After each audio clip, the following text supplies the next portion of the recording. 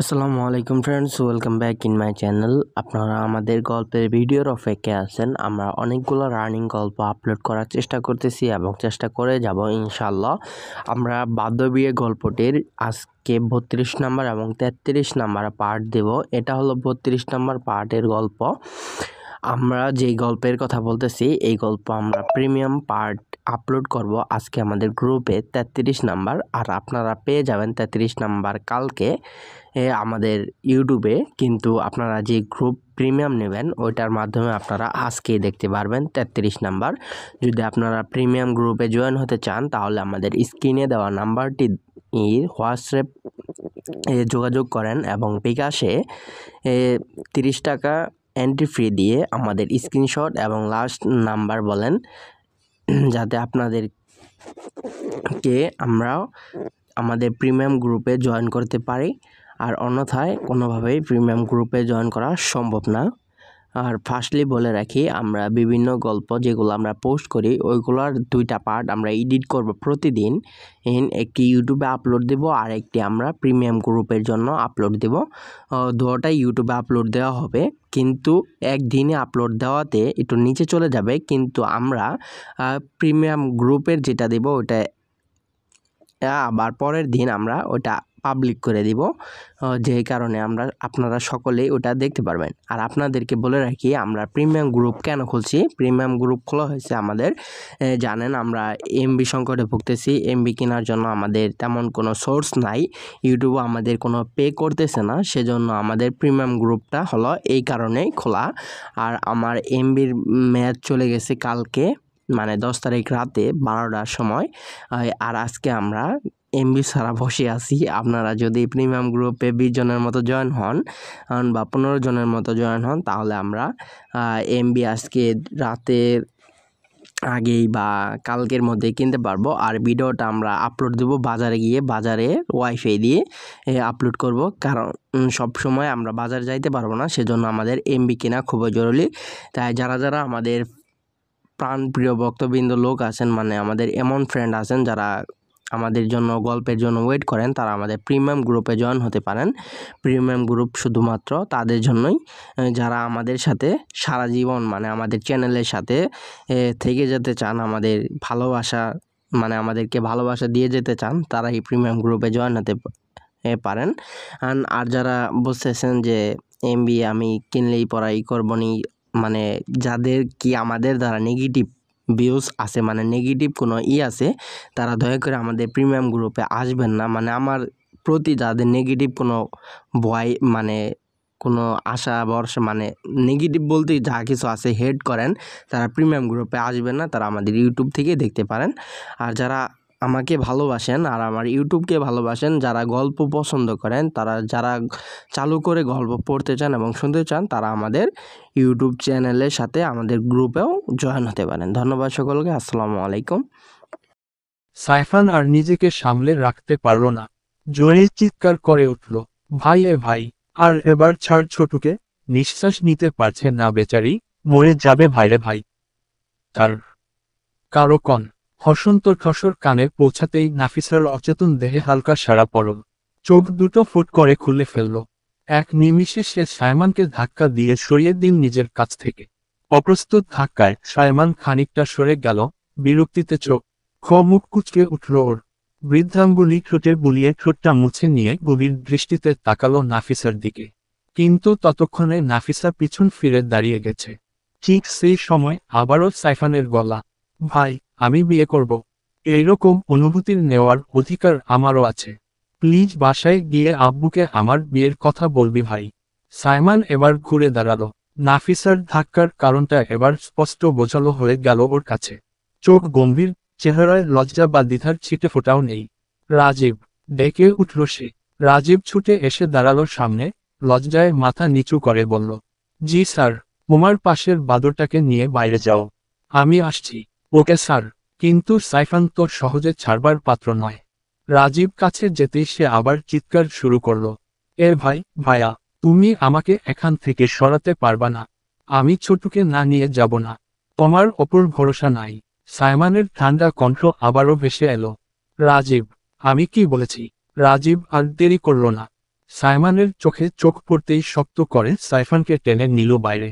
সাইফান এদিক ওদিক ছটফট করতে লাগলো, মুখ দিয়ে লাগাতার বকবক করছে, রা জীবের হাত থেকে নিজেকে ছাড়ানোর আপ্রাণ চেষ্টা করছে। ওরাও বাইরে বের হতেই ঘরটা নিস্তব্ধ হয়ে গেল। এবার সাইমান ধীরে ধীরে ঘুরে তাকালো নাফিসার দিকে। নাফিসা এখনো পিছন ফিরে দাঁড়িয়ে আছে, নীরব, লজ্জায় কাঁপতে থাকা বুক নিয়ে দাঁড়িয়ে আছে। সাইমান দু পা এগিয়ে গেল, নিঃশব্দে হাত বাড়িয়ে নাফিসার কোমল হাতটা নিজের মুঠোয় নিল। হঠাৎ এক টানে তাকে কাছে টেনে নিল বুকে। নাফিসার শরীর সাইমানের শক্ত বাহুবন্ধনে বন্দী হয়ে গেল। নাফিসার চোখ ভিজে উঠল ওষুধে। সাইমান ওর গালে হাত রেখে ধীর গলায় জিজ্ঞেস করল, কি হয়েছে, কাঁদছো কেন? সরি, আর এমন হবে না। রাগের মাথায় হয়ে গেছিল। লজ্জা আর ভয়। নাফিসার মুখ টকটকে লাল, চোখের কোণে পানি চিকচিক করছে। কাপা কণ্ঠে ফিসফিস করে বলল, ভাইয়ারা, ভাইয়ারা দেখে। কিন্তু বাকিটা আর বলতে পারল না। লজ্জা, ভয় আর অভিমানের মিশ্রিত আবেগে হঠাৎ সাইমানের বুকের উপর মাথা রেখে শব্দ করে কেঁদে উঠল। ওর কান্না দেখে সাইমানের ঠোঁটের কোণে হালকা হাসি খেলে গেল। নরম হাতে নাফিসার মুখটা তুলে নিয়ে দুই চোখের অশ্রু মুছে দিল। তারপর আলতো করে কপালে চুমু খেল। পিটপিট করে সাইমানের দিকে তাকিয়ে নাফিসা জিজ্ঞেস করল, আপনি এতদিন আমাকে আপনার থেকে দূরে রেখেছেন কেন? কোনো উত্তর দিল না সাইমান, কেবল ওর হাত ধরে ঘর থেকে বাইরে নিয়ে যেতে শুরু করল। নাফিসা আবার বলল, আপনি আমার কথার উত্তর দিলেন না। তবু কোনো উত্তর এল না। চুপচাপ এগিয়ে যেতে লাগলো সে। বাইরে বের হতেই সাইফান দৌড়ে এগিয়ে এলো। দু জনকে একসাথে দেখে গলা উঁচু করে বলল, যাক, দেখে মনে হচ্ছে ঠিকই আছে। সাইমান বিরক্ত হয়ে তাকালো, আর নাফিসা লজ্জায় সাইমানের পেছনে লুকিয়ে গেল। ওর শার্ট আঁকড়ে ধরল দুহাতে।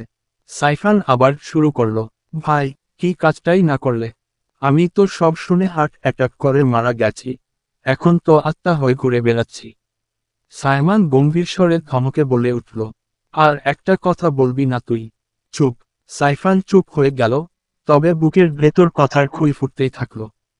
আহারে, জীবনটা বেদনা। এমন ভাবে অ্যাডভেঞ্চার করে বিয়ে করার ইচ্ছা করছে, হাউ ইন্টারেস্টিং হবে। সাইমান এবার রাজীবের দিকে তাকিয়ে বলল, রাজীব, এখন কয়টা বাজে? উদ্ধৃতি চিহ্ন। রাজীব মাথা নিচু করে উত্তর দিল, জি স্যার, এখন রাত 11টা। আর একটা কথা বলি স্যার, আমরা শহর থেকে অনেক দূরে চলে এসেছি। এখন যদি আবার ফিরি তো অনেক রাত হয়ে যাব। একার সকলে ক্লান্ত, আবার এত দূর ড্রাইভ করাও সম্ভব না। আমার মনে হয় আশেপাশে কোনো হোটেলে উঠতে পারি, রেস্ট নিয়ে সকালে রওনা দেব। সাইমান কিছুক্ষণ ভেবে গম্ভীর স্বরে বলল, আচ্ছা, তোমার পরিচিত কোনো হোটেল থাকলে খোঁজ করো। সবাই গাড়িতে উঠো। রাজীব মাথা নেড়ে রাজি হলো। সে আর সাইফান এক গাড়িতে উঠল। আরেকটা গাড়িতে বসল সাইমান আর নাফিসা। নাফিসা গাড়িতে বসতেই সাইমান তাকে টেনে নিজের কোলের ওপর বসিয়ে নিল। লজ্জায় মাথা নিচু করে নাফিসা ফিসফিস করে বলল, কি করছেন? কোলে নিয়েছেন কেন? নামিয়ে দিন আমাকে। স্টিয়ারিং হাতে নিয়ে সাইমান গম্ভীর কণ্ঠে উত্তর দিল, চুপচাপ বসো, একটা কোথাও বলবে না। তারপর এক হাতে নাফিসার মাথা টেনে নিজের বুকে চেপে ধরল। এসেলিপ, আমি ঘুমাবো না। নাফিসা প্রতিবাদ করল মৃদু স্বরে। সাইমান শান্ত গলায় বলল, এখন ঘুমিয়ে নাও, সারা রাত তো আর ঘুমানোর সুযোগ পাবে না। মানে? কেন? অবাক হয়ে তাকালো নাফিসা। সাইমান রহস্যমাখা দৃষ্টি ছুড়ে দিল, মানে বুঝবে পরে, এখন এত কিছু ভেবে লাভ নেই। উদ্ধৃতি চিহ্ন। নাফিসা ভ্যাবলাকান্তের মতো তাকিয়ে রইল তার দিকে। সাইমান পাশ ফিরে তাকিয়ে ওর সেই দৃষ্টিটা দেখে হালকা হাসল, আবারও মাথাটা নিজের বুকে চেপে ধরল। এসেলিপ। অবশেষে সাইমানের বুকে মাথা রেখে নাফিসা চোখ বন্ধ করল। সারাদিনের ক্লান্তি, সাইমানের বুকের উষ্ণতা আর শরীরের ঘ্রাণে আচ্ছন্ন হয়ে ধীরে ধীরে ঘুমিয়ে পড়ল সে। গাড়িটি ধীরে চলতে লাগলো।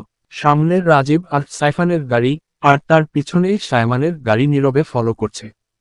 তারা চিহ্ন, তারা চিহ্ন, তারা চিহ্ন, তারা চিহ্ন, তারা চিহ্ন, তারা চিহ্ন। গাড়ি এসে একটা হোটেলের সামনে থামল। হোটেলটি 2 তলার, রংচটা এবং আশেপাশের জায়গার সঙ্গে তুলনায় এখান একার থাকার জন্য হোটেল পাওয়া গেছে এটাই অনেক, কারণ আশেপাশের এলাকা ততটা আধুনিক নয়, গ্রামই বললে চলে। সম্ভবত এটা জেলা শহরের কোনো উপজেলা। রাজীব আর সাইফান গাড়ি থেকে নামল। সাইফান সাইমানদের গাড়ি থেকে নামতে না দেখে এগিয়ে এল। কাছাকাছি এসে দেখল সাইমানের কোলে নাফিসা শান্তভাবে ঘুমোচ্ছেন। সাইফান চোখ বড় করে তাকিয়ে বলল, ভাই, তুমি তো পুরো বউ পাগল। আমি তো তোমার অপর মিছে মিছে সন্দেহ করছিলাম। যাক, কোন হাফ লেডিসকে আমার ভাবি বলে ডাক দিতে হবে না। তারপর ছোট ছোট চোখে আবার প্রশ্ন করল, আমরা এসে পৌঁছেছি, এখন বউকে কোল থেকে নামাও। এত চিপকে থাকছ কেন সব সময়? এতদিন নিজের বউয়ের থেকে দূরে কেমন করেছিলে? সাইমান সাইফানের দিকে চোখ রাঙিয়ে তাকালো। সাইফান কিছুক্ষণ মিনিয়ে গেল। সাইমান নাফিসাকে কোলে নিয়ে গাড়ি থেকে নেমে এল। নাফিসা ঘুমের মধ্যে মগ্ন। নামার সঙ্গে সঙ্গে সাইফান আবার হাসি মুখে বলল, তুমি করবা তার বেলা আর কিছু না। আমরা বললে দোষ হবে না, তাই না? যত দোষ সিঙ্গেল সাইফান ঘোষ। কিন্তু একটু দয়ামায়া নেই কি? সিঙ্গেল মানুষদের সামনে নিজের বউয়ের সঙ্গে এভাবে চিপকে আছো। সাইমান কানে নিল না, শুধু সামনের দিকে এগিয়ে রাজীবের দিকে তাকালো। ইশারায় ভিতরে যেতে বলল। সবাই হোটেলের ভিতরে ঢুকল। সাইফানও তাদের পিছনে চলে এল। রাজীব রিসেপশনে গিয়ে কথা বলল। তারপর সাইমানের এর দিকে তাকিয়ে জিজ্ঞেস করল, স্যার, কয়টা রুম নিবেন? সাইফান কৌতূহল মিশ্রিত চোখে রাজীবকে দেখল, কিন্তু সাইমানের দিকে চট করে তাকালো, কিছু বলল না। সাইমান গম্ভীর কণ্ঠে বলল, দুটি নাও। রাজীব সবকিছু ঠিকঠাক করে রুম বুক করল। এরপর সবাই তাদের তাদের রুমে চলে গেল। সাইমান নাফিসাকে রুমে নিয়ে এসে বেডে শুয়ে দিল। নাফিসা গভীর ঘুমে মগ্ন। সাইমান ধীরে ধীরে নাফিসার মুখ পর্যবেক্ষণ করতে থাকল। আস্তে আস্তে হিজাব খুলতে লাগলো, যেন ঘুম ভাঙে না। হিজাব খুল, এক আর দেওয়া শেষ হলে ঠিক সেই সময় দরজায় ঠকঠক করার শব্দ হলো। সাইমান উঠে দরজা খুলল। রাজীব খাবারের প্যাকেট হাতে দাঁড়িয়ে আছে। সাইমান খাবারের প্যাকেট নিয়ে আবার দরজা বন্ধ করতে গেল। ঠিক সেই সময় সাইফান উকি দিয়ে বলল, ভাই, আমার ছোটকে আমি থাকতে দিব না। তুমি যে পরিমাণে নির্লজ্জ হয়েছ। আমাদের সামনে মানছ না কিছু। দুইজন এক রুমে থাকলে কি করবে? সাইমান হালকা বিরক্তি হয়ে ওর মুখের সামনে দরজা বন্ধ করে দিল। রাজীব ভাই, তুমি দেখলে তোমার স্যার কি রকম? সাইফান অসহায় ভঙ্গিতে বলল। রাজীব হাসতে হাসতে বলল, হ্যাঁ, তুমি পারো বটে, সাইফান। এত কথা বলতে, চলো এখন আমাদের রুমে যাই। হ্যাঁ, চলো রাজীব ভাই। ও, হ্রস্ব উকার্মি আর আমি মিলে আজকে রোমান্স করি। কথা শেষ করে সাইফান কোমর দুলিয়ে মেয়েদের মতো করে রাজীবের বাহু ধরল। আচ্ছা রাজীব ভাই, তোমার কোন গার্লফ্রেন্ড আছে কি? সাইফান আচমকা প্রশ্ন ছুড়ে দিল।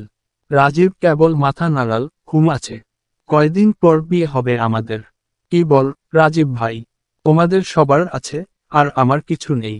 হায়, আমি কি করি, হতাশ হয়ে যাচ্ছি। তারা জনের রুমে ঢুকল। রাজীব দরজা বন্ধ করল। পিছন ফিরে দেখল সাইফান এখন খাটের উপর সাতপাত হয়ে শুয়ে আছে। রাজীব খাটের পাশে বসতে এগুলেই সাইফান হঠাৎ লাফ দিয়ে শোয়া থেকে উঠে বসে পড়ল। রাজীব চমকে একটু বিচকিতভাবে স্থির হয়ে দাঁড়াল। সাইফান খুশিতে ঝুঁকে এসে রাজীবের হাত ধরে পাশে বসালো। তারপর লাজুক ভঙ্গিতে বলল, রাজীব ভাই, তুমি কোনোদিন মানে। রাজীব সাইফানের দিকে তাকিয়ে বলল, মানেটা কি? বলো, মানে নাটা কি? সাইফান একটু লজ্জায় মুচকি হেসে বলল, রাজীব ভাই, তুমি ঠোঁটটা পাউন্স করলো, এটা খেয়েছো। রাজীব তার ভঙ্গিমা দেখে শব্দ করে হাসতে শুরু করল। হেসো না তো বাল বল না। সাইফান আবার চিড় ধরল। রাজীব কেবল মাথা নাড়িয়ে হ্যাঁ জানালো।